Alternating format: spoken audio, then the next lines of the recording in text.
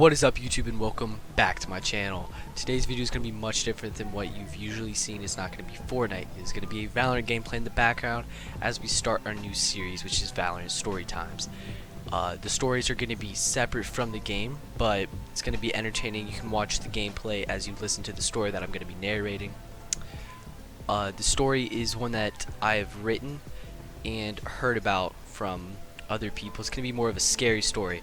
So, I really hope you guys enjoy. Without further ado, let's get right into this video. After what happened on that long and annoyingly chill night, I often lay in my bed thinking, what scares me more, knowing I'm being watched, or not knowing until after? It was October 21st, and it was just like any other day. Me and my mom loved going to the movies. It was like our special thing. We had already made plans to go with some friends tonight, but unfortunately I had a test in the next morning. I hadn't studied at all. I had to tell my mom I couldn't go. She was fine, but a little upset. So it was fine though. She understood though, and she said I could stay home. The day went on as usual. We got our mail, and I was already outside, so I just got it from the mailman. If you've done that before, you know how awkward it is, being outside already and having to get it from him. There's one thing off though that day. All day, a black car was parked out in front of our house. The tall man inside never left once. Not once. I ignored it and assumed nothing would happen. At about 5 p.m., my mom, she left to go pick up her friend, and I sat in my chair and began studying. I was sure that I would be ready.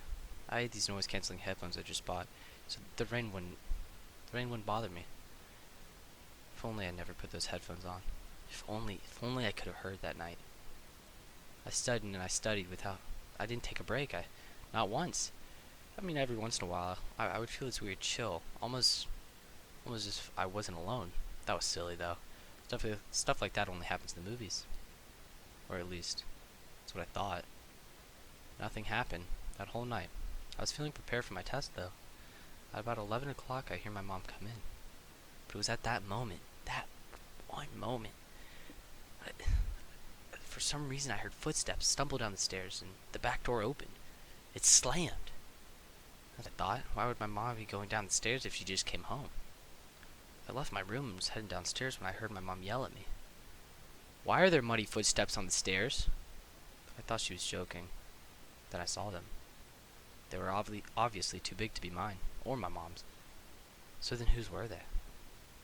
I didn't live with my dad at the time, so they couldn't be his. I could feel chills shiver down my spine. One by one, each possible scenario crowded my head. I asked my mom if this was a prank, but she swore it wasn't. I knew she wouldn't lie to me.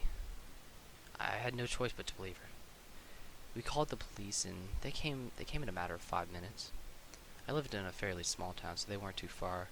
It was one of those towns, where everyone knows everyone. The police entered our house, and we explained everything. I said that I was studying all night and I had headphones on. I explained that I didn't leave my room once, the whole night. The police kindly asked to check my room, and without hesitation I allowed them. We walked up the stairs past the muddy footprints, and as we reached the second floor, it became apparent to everyone who was there. We all looked at the outside of my door. Written in what appeared to be blood. It couldn't have been. It was times and descriptions. Surely it didn't mean anything. At first it just looked like gibberish, like a prank. But I took a closer look. The times, they meant something. For every time there was a corresponding action. In the dark red blood it read, 5:12, mother has left son alone in room. 5:45, boy puts headphones on. 6:32, boy still studying. 7:24, boy uses bathroom. 7:25, boy sits back in chair. 8:46, boy looks at me, doesn't see me. 9:50, I smile at boy, but he doesn't see me. 10:30, boy stretches, and I continue to look. 10:52, mother returns home. I run.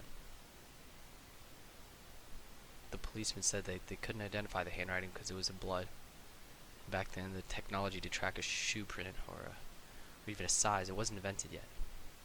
I couldn't sleep that night, scared and confused. I still thought this was some big prank. But what if it wasn't? Could this really have happened? No. I told myself, I just kept saying no. The next morning, everything was normal. I woke up really late because I had stayed up till 4 to get out of my mind. By the time I awoke, I checked the front door and I almost fainted. Outside was the mail. In the newspaper, words written in blood. They said you weren't outside to get the mail today. From then on, the mailman never returned. Someone new was hired. Still haven't caught him though. To this day, I never get the mail. To this day, I relive that night.